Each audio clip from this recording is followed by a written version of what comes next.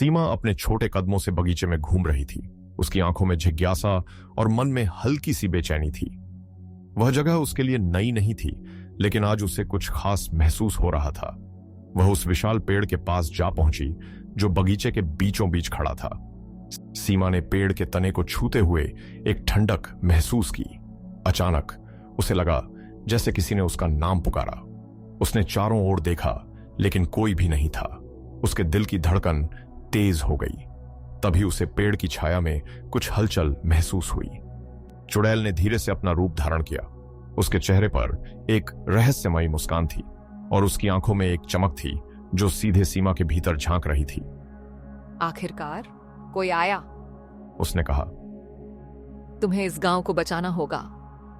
चुड़ैल ने कहा, यह पेड़ एक प्राचीन रहस्य छुपाए हुए है जो आज फिर से जाग गया है। अगर इसे नहीं रोका गया तो यह सब कुछ नष्ट कर देगा। सीमा ने दिल थाम कर सुना। उसे समझ नहीं आ रहा था कि वह क्या करे, लेकिन उसका मन कह रहा था कि वह सही जगह पर है। मैं मदद करूंगी, सीमा ने साहस जुटाकर कहा। उसके शब्दों में विश्वास था। वह जानती थी कि यह उसका कर्तव्य है और वह इसे निभाने के लिए तैयार थी।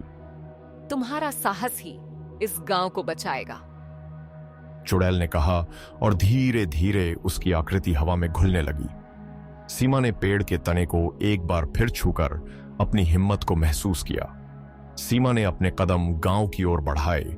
उसके मन में एक नई उम्मीद और दिल में एक नई शक्ति थी।